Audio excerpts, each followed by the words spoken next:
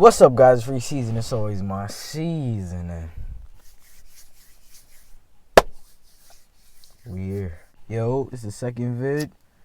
Like, your shit's back up. You already know what time it is. Or if you still lit up, you already know what time it is. You have to watch the real King Vog story documentary by Publish X. It's 8 minutes and 10 seconds for me. That's the shortest one. Every other one is like fucking an hour, 41 minutes and shit. I watch that shit on my own time. But with y'all, I'm gonna watch this. I hope it's like a brief, feel anything. I hope it gets enough. See if this Blizzy make it. Sit back, relax, watch this shit with me and smoke up. These fucking ads. There's two of them? And your RNI with email well, yo, when they start putting two ads, bro, I gotta get on. This shit loud.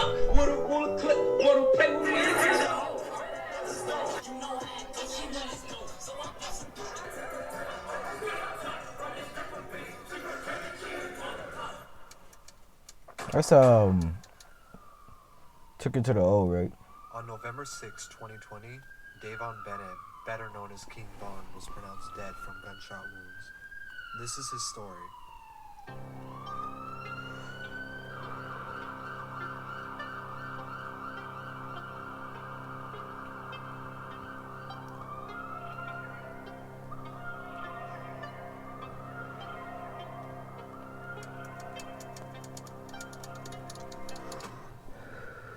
Shit, I hate like that.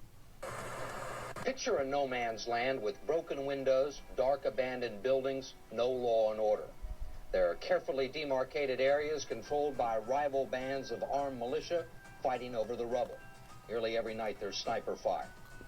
It sounds like Beirut, but in fact it's America, a creature of state, local, and federal government, the product of bad politics, failed policy, and official neglect.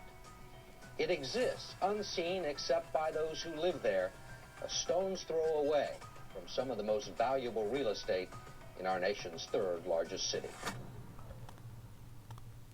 Davon Bennett grew up in one of the roughest neighborhoods of Southside Chicago, Parkway Gardens, also known as O Block, off of 64th, not 63rd.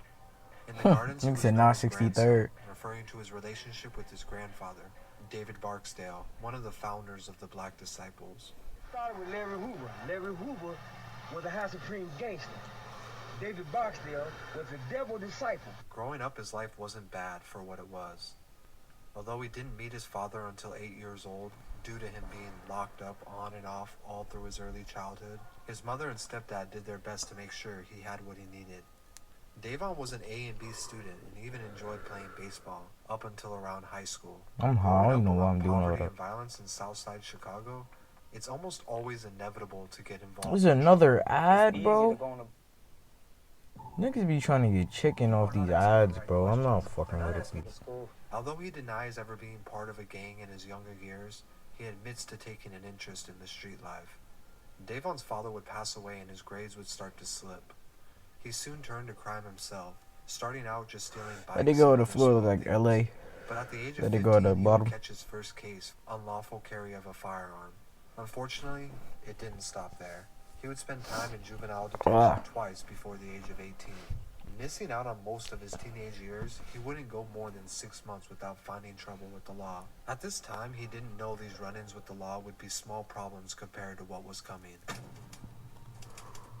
On May 29, 2014, a man by the name of Malcolm Stuckey was sitting on his porch with two others during a birthday party. Malcolm Two men would approach him with loaded guns and open fire. Although they tried to flee down the street, Malcolm was shot in the head and died on the scene, whereas the two others involved were wounded but later survived. Initially, only one person was arrested for the crime, Michael Wade. But after more evidence rose, Davon would find himself potentially facing 100 years in prison for murder and 2 attempted murder charges. He would spend the next 3.5 years. He would have time to reflect on a lot of things. Meanwhile, he's locked up. People he's known since a kid would start to blow up off rapping. Lil Durk and G Herbo's careers were on the rise. Although he didn't know whether he'd ever be free again, he did take inspiration from what they were doing on the outside. He began freestyling and beatboxing in jail to pass time because there was nothing else to do. Taking after his grandfather's nickname, King David, he would get the nickname King Von from his cellmates who knew David, and they said the way he handled himself in the street reminded them of him. In 2017, after spending 3.5 long years in jail, his trial would only last 5 days.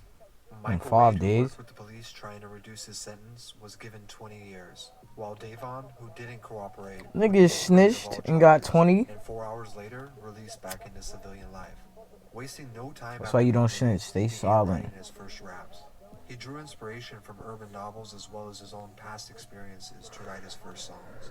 Although spending so much time in and out of jail was something he never wanted to experience again, he admits it helped shape the person he was and made rapping about it easier. In late 2018, he began releasing music after linking back up with the now superstar Lil Durk.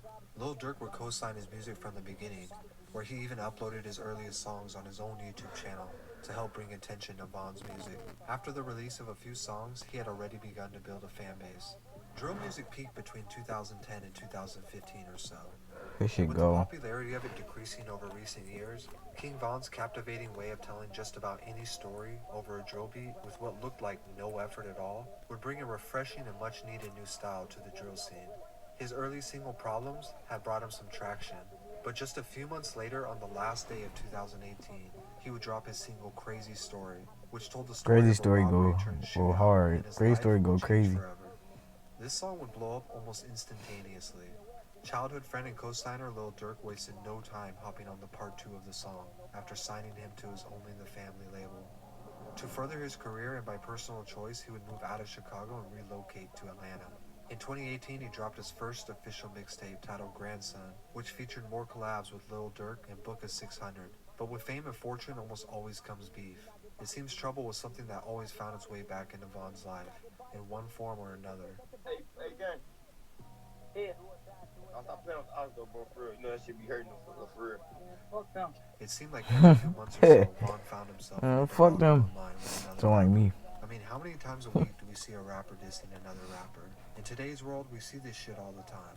Especially RP Von though, for in real. most cases, nothing ever happens.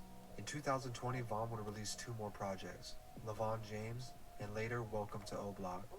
The tape would peak at number 63 on the Hot 100, which is in fact very ironic. By then he had gained so much popularity, his tapes would feature big artists from all over. He was just beginning to be solidified in the rap game. And then... GBI investigators still here on scene. This shooting made damn. That shit hit when I heard about that shit.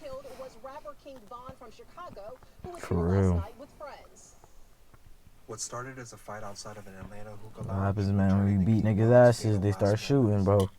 So I don't be fighting like that no more. The shooting of Von are associated with the rapper Quando Rondo. While it's nearly impossible to figure out if King Von and Quando Rondo had beef of their own, they clearly ran with 2 different circles. Von was signed to Durk, and Quando was signed to NBA Youngboy. Because they were so close to these more experienced rappers, it's possible that the beef between Von and Rondo was actually tied to the relationships with Lil Durk and Youngboy. Although it was never really confirmed, people did believe that Von and NBA Youngboy had some type of issue with each other after Von posted a picture of Youngboy's ex-girlfriend. Regardless of the reason why this all started, the truth is nobody deserves to die at such a young age. Von was just getting started. It's actually crazy to think about the fact that we won't be able to see what his full potential was. But one thing is for sure, music doesn't die. RP Von, man. His footprint will remain. Fuck Youngboy, man. 4K TK, you heard? You jacking that 4K TK, you feel me? Quando Rondo to my dick. Bugging out. GDK. Let me stop. If niggas start getting tight, but niggas know what time it is, man. Niggas, you feel me? Let's not talk about that, though. But yeah, we about to get out of here, you feel me? RP Von. That shit crazy. That nigga beat mad charges. Nigga almost caught 100 years. See, don't snitch, bro. Don't fucking snitch. See what happens? You snitch, bro. Either way you lose, bro. You either go to jail or you die. Like, bro, and sometimes it's both. Like, bro, don't snitch, bro. That's the last thing you should do. You feel me? You see what happened to Von? Nigga beat 100 years. Who be beating 100 years on the record? Man, we about to get up out of here, man. You already know what time it is, man. We here. Cop some merch. Follow me on Instagram. All of that.